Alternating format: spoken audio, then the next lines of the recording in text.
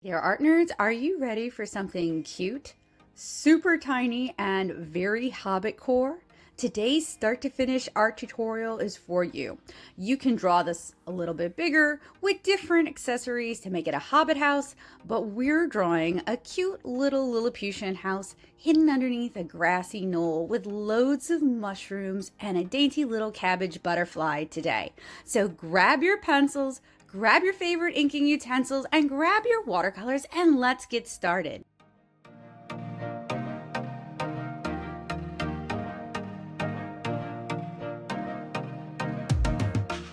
I love taking you guys through the drawing process from start to finish so you guys can see I had a little bitty thumbnail idea of what I had in mind circled. We're going to make some room here on the table and we're going to draw horizontally today in our Canson XL watercolor sketchbook. I am using Pentel Red Lead for the undersketching in a plastic Muji mechanical pencil with a nice cushy comfort grip because I have arthritis and I don't want you guys to develop arthritis as early as I did.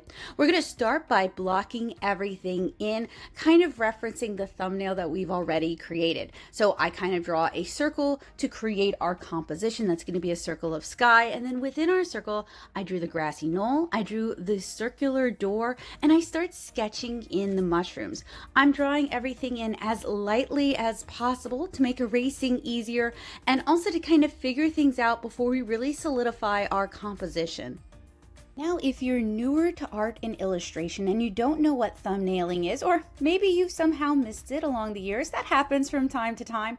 A thumbnail is just a small, looser sketch to get the concept down and to maybe hammer out some of the ideas. And I keep a sketchbook full of thumbnails because quite often I'll have ideas, but I won't have time to draw them. And thumbnailing allows me to get those ideas out as quickly as possible so I can move on to the other things that I need to get done that day. But it also is kind of like a panacea against art block. So you know how when you want to draw and you don't know what to draw, you can always turn to your sketchbook full of thumbnail ideas, find one that speaks to you that day, and use that as your inspiration. It's a really pretty simple little trick that I find helps a lot with art block.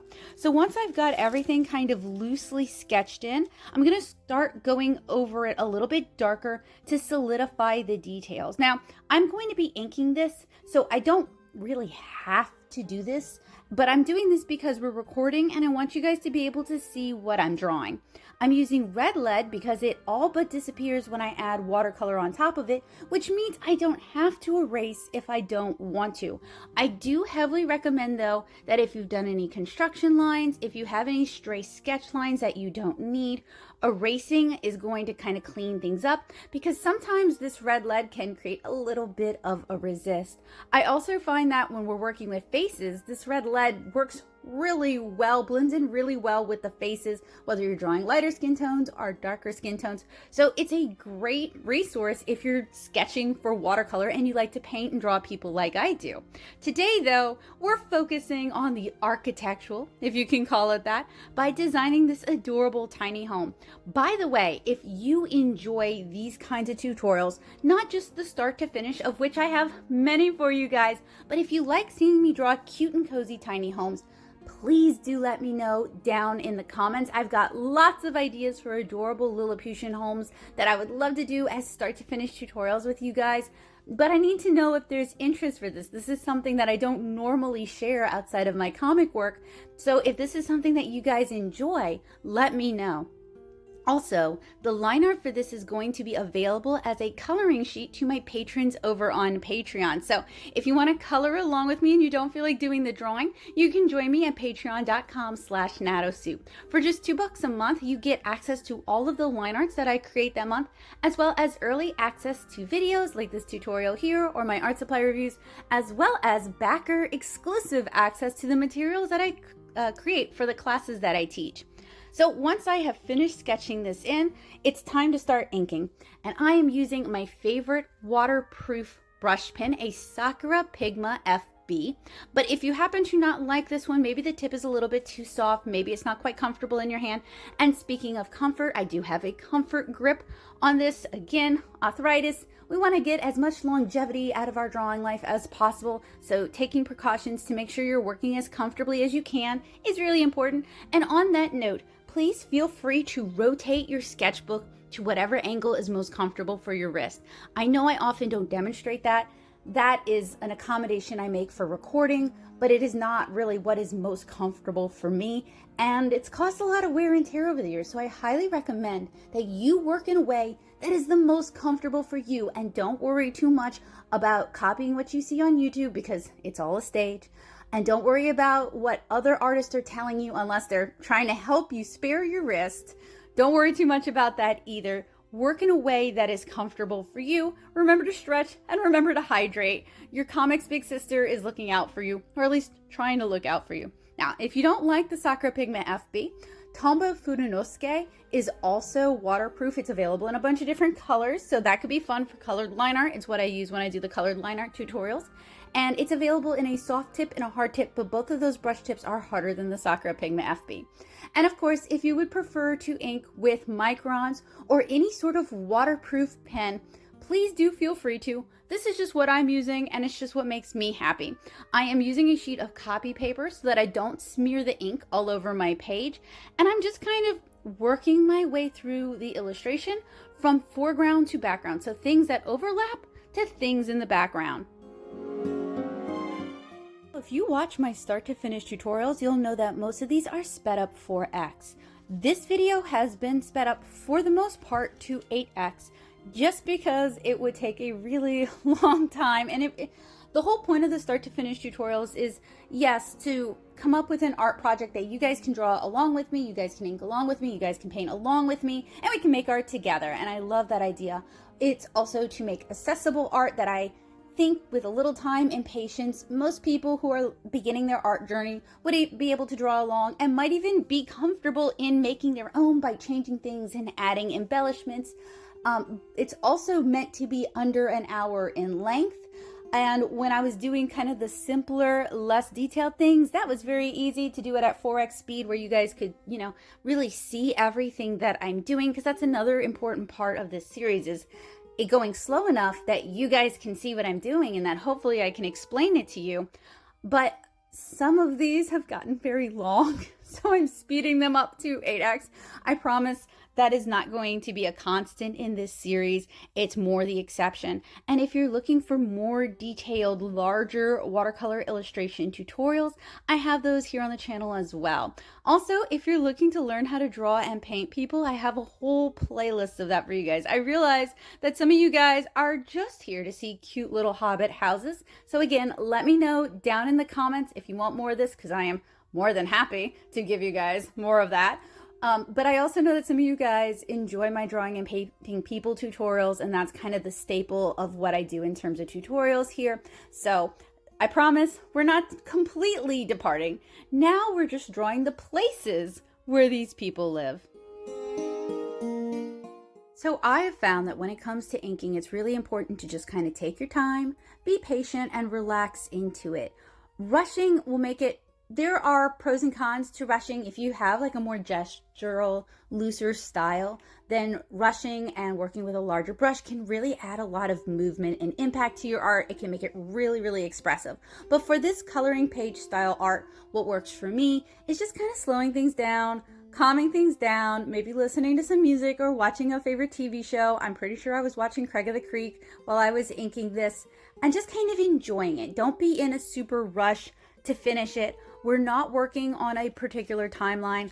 I think I spent probably about 30 minutes sketching it and probably about an hour inking it after. So I would recommend you break this project up into at least a couple of nights. And I know that can be difficult for some of my friends who are parents or share a space and they don't have a dedicated workspace of their own. So the way I would recommend breaking it up, if you can, is I would do the sketch one day, do the inks another day, and then this watercolor painting took a couple of days of me painting, with me sinking some significant time into it. So you may want to carve out a weekend to just kind of play around with this.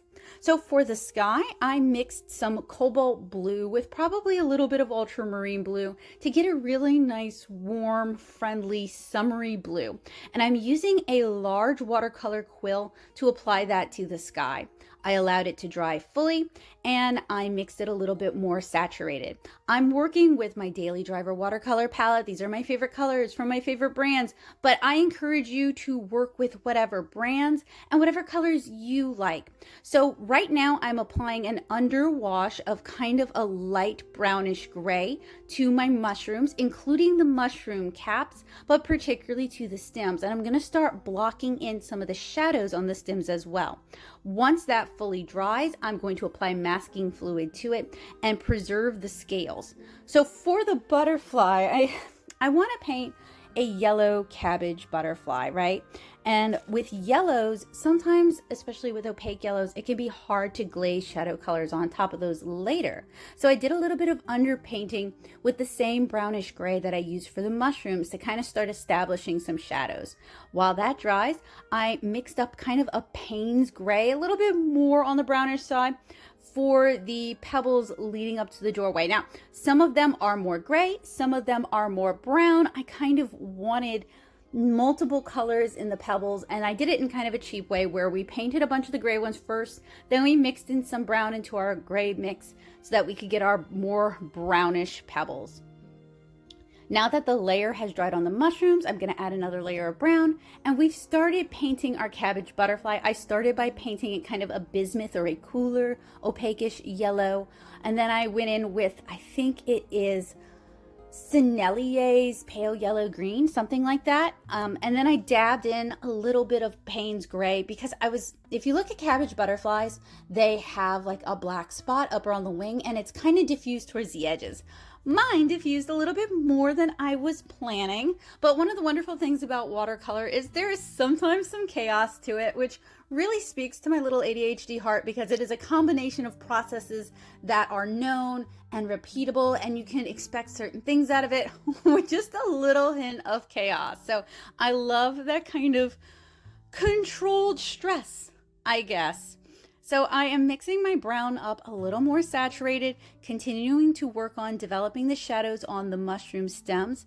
Now I'm grabbing some Hooker's green, so it's kind of a cooler green, and I ended up mixing that up and then ignoring that to paint the door. And I grabbed a warmer yellow to start painting our door. So I really wanted to go very bright, very summery, very primary colors for this. Just something that was really fun and bold. I'm adding in a little bit more warm yellow around the edges. So one of the things about my start to finish tutorials is we're going to go with local color shading. We're not mixing a complementary color. We're generally not mixing a shadow color.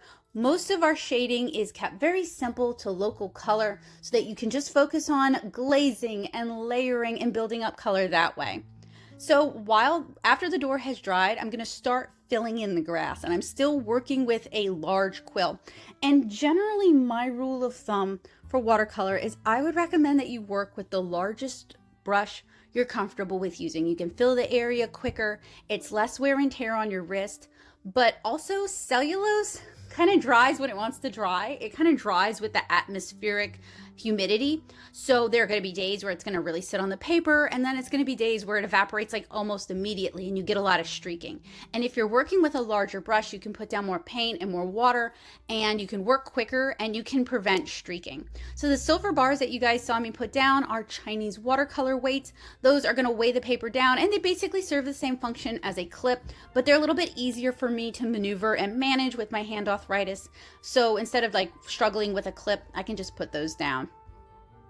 So I am now painting the sorrel that is sitting on top of our little grassy mound here, and I'm starting with a cooler yellow for an underpainting. We're going to have a lot of greens in this piece. We have the grass, we have the violets, we have the sorrel, and I wanted all three greens to be distinct greens. So we used kind of a Hooker's green mix for the grass itself. We're starting with a yellow for the sorrel leaves, and for the violet leaves, we're going to start with a phthalo blue, and hopefully that's going to start creating enough delineation between the different types of greens so that it's easy to tell one from another and it doesn't just turn into mush. So you guys can see I'm working with a selection of rounds. We have some silver black velvet, we have some quills, and we have a Cotman synthetic that I use primarily for applying masking fluid and applying white gouache. So speaking of masking fluid, you guys might have missed it. I might not have caught it. I applied masking fluid to the scales on our fly agaric. I allowed it to dry fully. And now I'm doing kind of a wet into wet technique where I'm applying a really warm yellow to the tops of our mushroom. And while it's still wet, I'm dabbing in some scarlet red. And while it is mixing and diffusing pretty far, you're not really getting this like really lovely wet into wet transition. You are getting a really bright and fresh kind of orangish red color for the fly agaric. Before we can do anything else to the mushroom caps, we're going to need to let that wash dry fully. So I'm going to start working on the flowers of the wood sorrel next. And I don't know if you guys see these growing in your yard, but they are these cute purple little flowers that are attached to what looks like clover. Wood sorrel is edible, but it's high in oxalic acid. So basically, if you have pet rats, you can't really give it to pet rats. And I believe oxalic acid is, don't quote me on this, I'm not a doctor, either good for gout or bad for gout. But I think a little bit in a salad is probably a nice tart addition. Violets are also edible and they can be shared with your pet rats. In fact, Basil loves some fresh violets and I like being able to offer them to him because it's one of the first things in early spring that I can be able to give to him. So with this, I'm kind of assessing the saturation, I'm assessing the color balance, and at this point I decided that I wanted my sky to be darker and more intense. You don't have to do that if you don't want to. In fact, with start to finish tutorials, you don't have to do anything you don't want to. You can take it in whatever direction inspires you. This is not class. It's not mandatory. But since my background wash had kind of evaporated to a more saturated color and I wanted that more saturated blue, I decided to take advantage of that. So for the little tufts of moss that are growing by the pebbles, I'm using Daniel Smith's Undersea Green, a really lovely granulating color, and I'm adding another layer of shadow to our little pebbles that lead up to our charming little yellow door.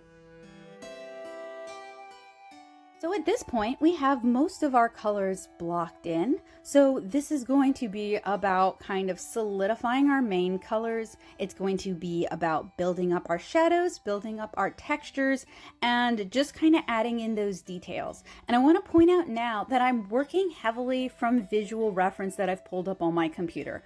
I looked up cabbage butterflies, I looked up violets, I looked up wood sorrel, I looked up fly agaric. So I do not have a visual memory. I have a little bit of aphantasia. And if you struggle to remember what things look like, you should most definitely avail yourself of reference. Even if you think you know what things look like, you should avail yourself of reference because it's just, I don't know, I find it easier and a little bit more freeing than just trying to rely on my spotty memory. There are, of course, times when you want to go with like a gut feeling, so you're going to paint from your memory. But for something like this, why not reference? So I've added some purple to our violets, a cooler, bluer purple to the violets, and another layer of our kind of pinkish mauve to our wood sorrel. I am starting to paint in the green on the leaves of the violets. That's going to take a couple layers, as well as the green on the leaves of the wood sorrel. And I believe that I'm using Hooker's green for both. And I think this is a great demonstration of what utilizing optical blending and glazing can do for your work. So with the wood sorrel, we did a layer of yellow, and that makes our Hooker's green look a lot brighter and fresher. For our violets, we did a layer of phthalo blue, and that makes our leaves look a little bit more dark and lush. Once that's dried, I've added in another layer of, it looks like a cool bluish green. So we're gonna go with that.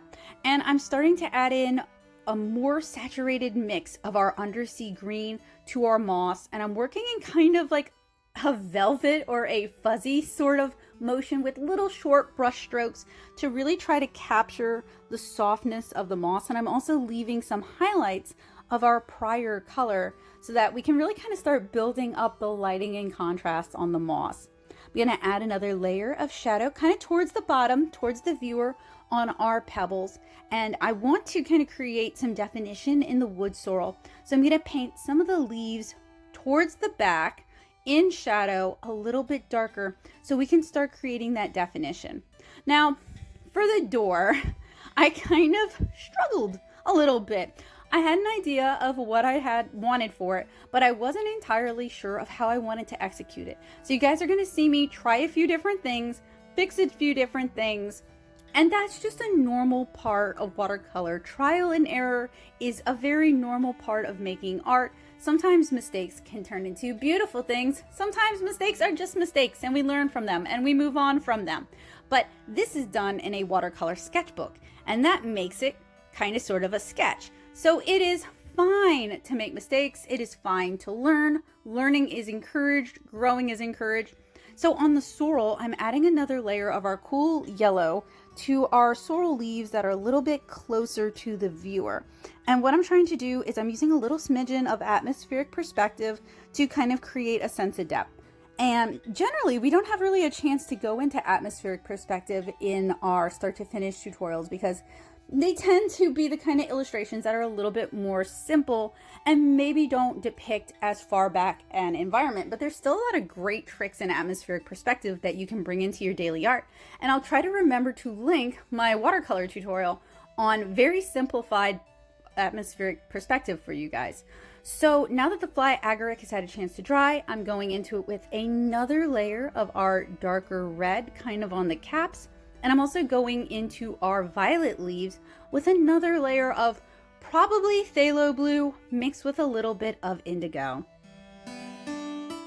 Astute viewers may have noticed that I am working progressively smaller with my brushes as I need to start adding in details or finer line work. So my whole art process is basically starting big and working progressively small. We're going to start with big shapes and we're going to kind of detail them down into smaller and smaller shapes until we're adding some surface details. We're going to start with big brushes and we're going to work our way to smaller brushes. We're going to paint big areas with large loose washes, and as we continue, we're going to work towards smaller brushes with more saturated washes. So it's all about kind of working to a finer level of detail.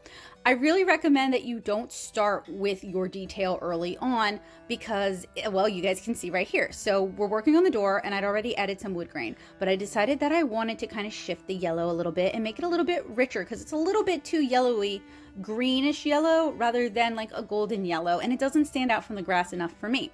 Now I'd already done the wood grain in a burnt sienna and I decided to glaze yellow on top of it.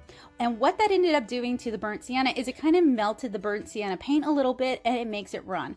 I actually happen to like how that looks, so that is a win for me.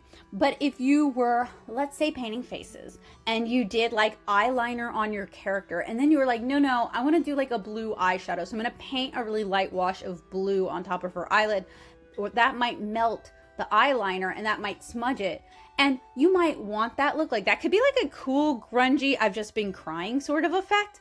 But you might not want that look either. It might bleed into the eye itself and look really weird and terrible. So generally, I would recommend saving those finer dry over dry details kind of towards the very end, unless you're looking for a cool sort of smeary technique. Now we are adding some grass blades to our grassy knoll, and I am kind of doing an individual brushstroke sort of thing.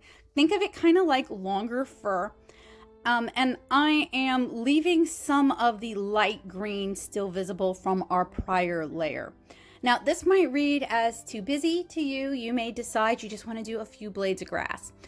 I am also painting in a little bit of brown kind of around our pebbles because I realized they looked like they were floating and I didn't want to do like a full brown kind of thing on the ground. I thought that would look kind of dismal and kind of more coloring book than I was really going for with this. So I decided to play around and try some things and see how they worked out.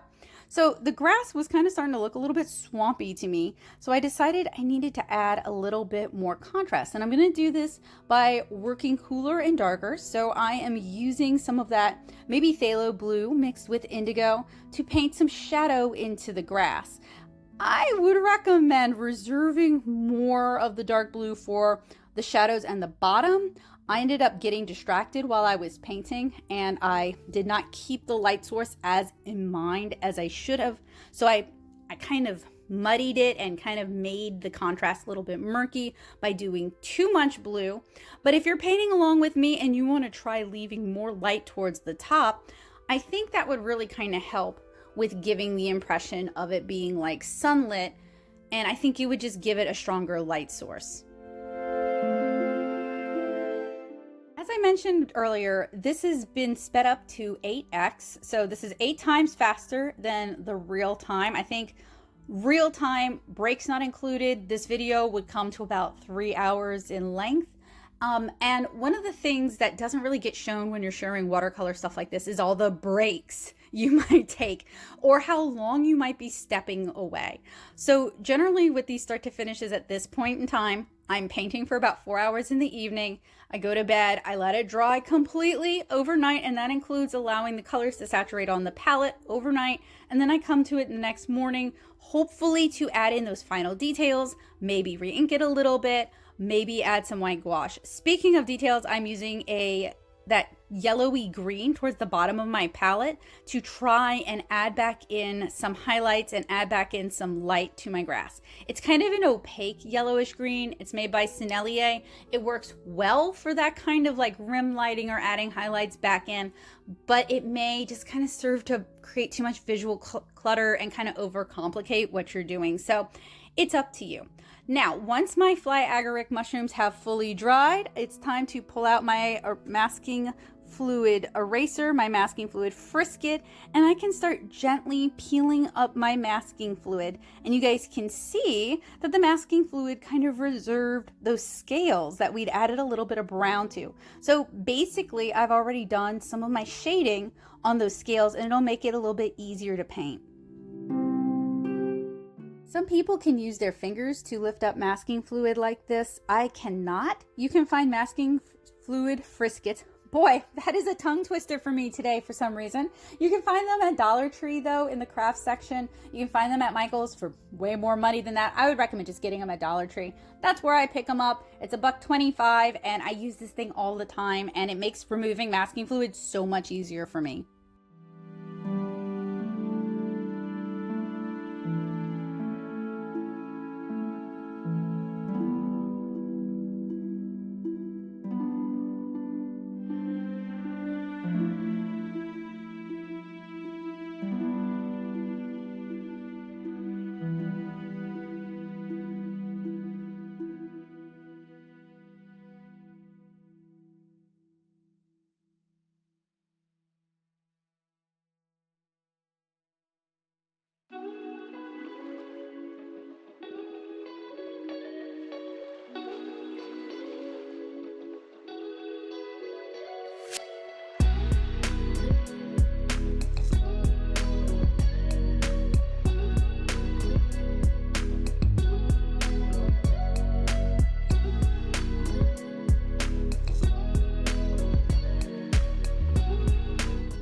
We are just about finished with our start to finish illustration. I'm correcting some of the little white islands around the scales by using a little bit of our red and just to fill that in, because since I did a line art with this, it would be more noticeable. If you just penciled it, it's not going to be that noticeable, and it's up to you whether or not you want to fix it.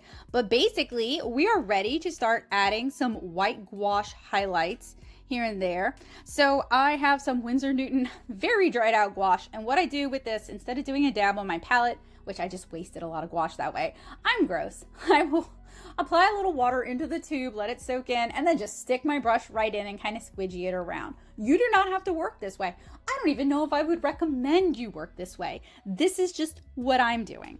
So I'm using the white to kind of add some definition back to the scales on the mushroom, add some rim lighting, add some highlighting, just kind of clean up some of the contrast and make it a little bit easier to see one object from another. This is a totally optional step. If you don't have white gouache, if you don't like white gouache, if you have a Signo white gel pen, you can use whatever you like to use. It's not really a super big deal. You don't even have to do this if you don't want to do it, but I love adding the white gouache. It really kind of brings everything to light and ties everything together. So there we have it, another start to finish watercolor tutorial. Thank you guys so much for joining me today as we drew, inked, and painted this adorable little Hobbit home. If you like these kind of cutesy architectural start to finish things, let me know down in the comments. I would love to do more for you guys. If you painted or drew along with me, I'd love to see what you come up with, so please tag me at NatoSoup. You can find me over on Instagram. I hope you guys enjoyed hanging out with me today, because I sure enjoyed hanging out with you guys. The line art is going to go out to these amazing people here, my wonderful patrons. You can join their hallowed ranks at patreon.com/NatoSoup and help support what I'm doing here. If you are new and not yet a subscriber, it would mean a lot to me if you hit the subscribe button and click the bell notification, and maybe check out some of these playlists or videos here. Thank you guys so much.